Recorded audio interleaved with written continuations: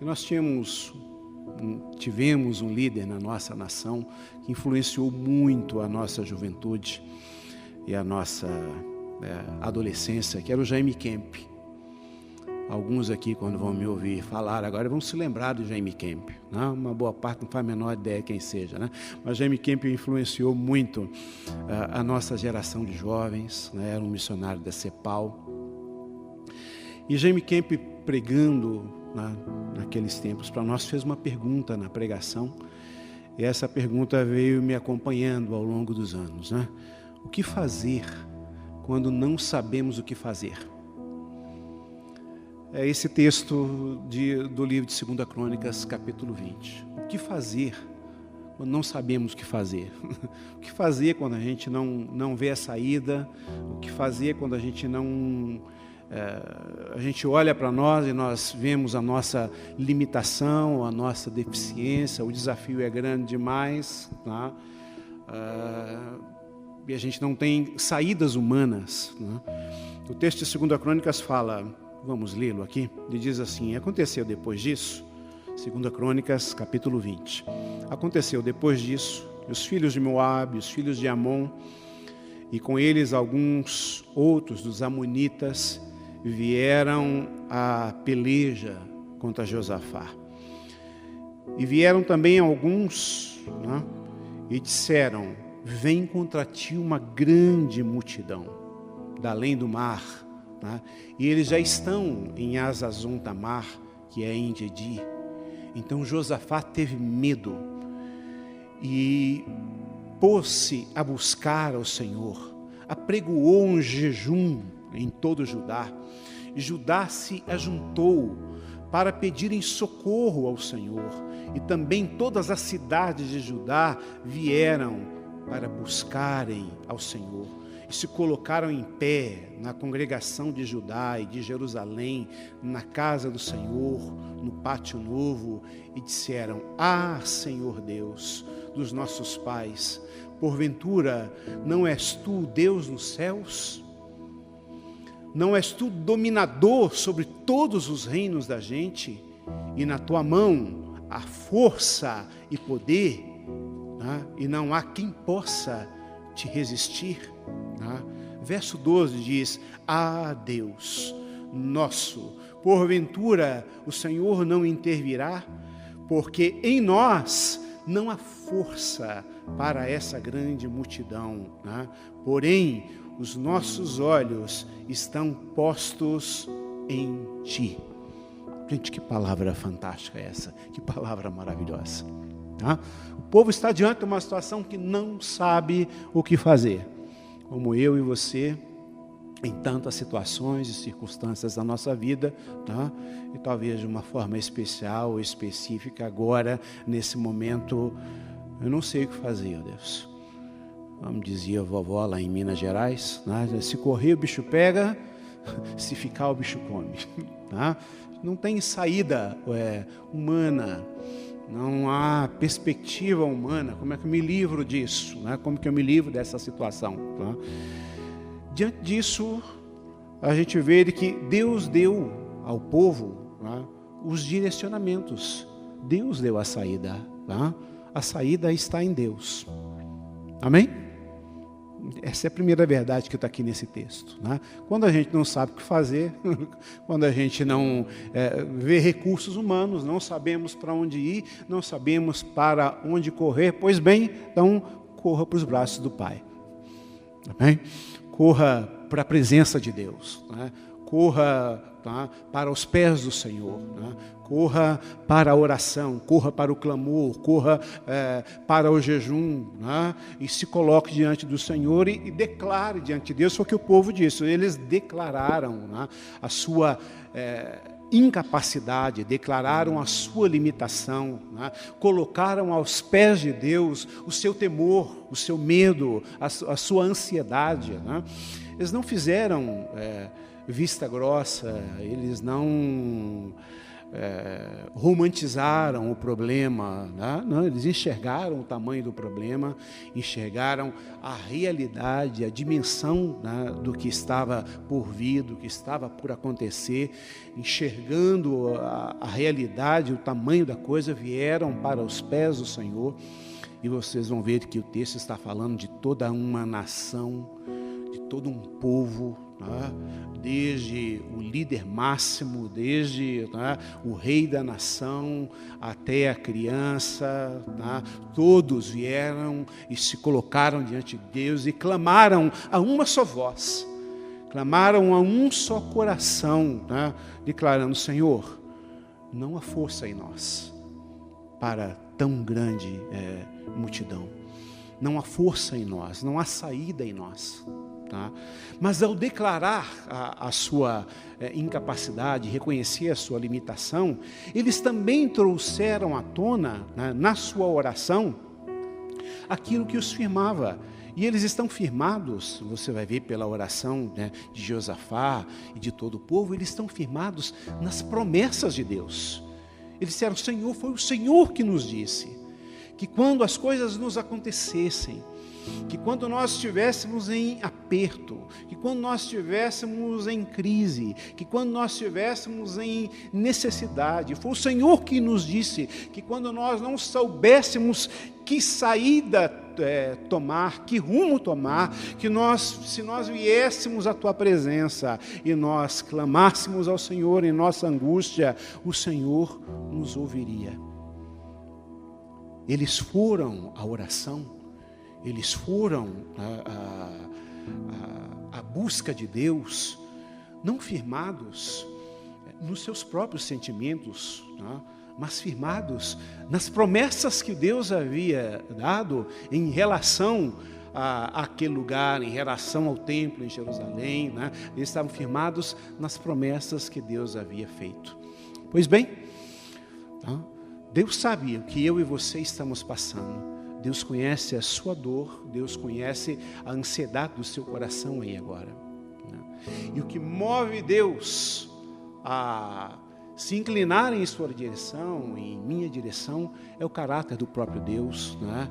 E é o compromisso que Deus tem com a sua palavra, e o compromisso que Deus tem com as promessas que Ele mesmo falou a respeito de nós e que Ele falou a respeito do seu povo, né? Nós vamos a Deus firmados e confiados, né, nas boas promessas que o Senhor tem para conosco, né? Essas promessas, elas são para nós um lugar de confiança, né? Um lugar de fortaleza, tá? E todo Judá, né, perante o Senhor, clamaram num só coração, confiados na promessa do Senhor.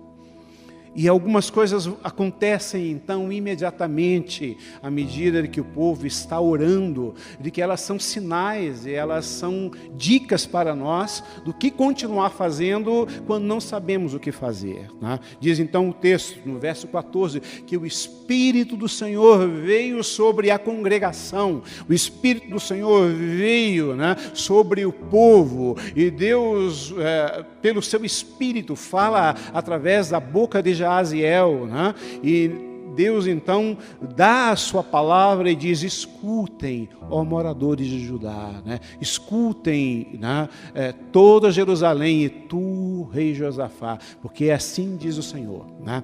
Nessa peleja não tereis que pelejar, não se assustem, porque essa peleja não é vossa, mas antes ela é de Deus. Há uma dica fantástica, que é impressionante aqui no texto agora. O texto está dizendo, né? Ouça o que o Espírito de Deus está falando.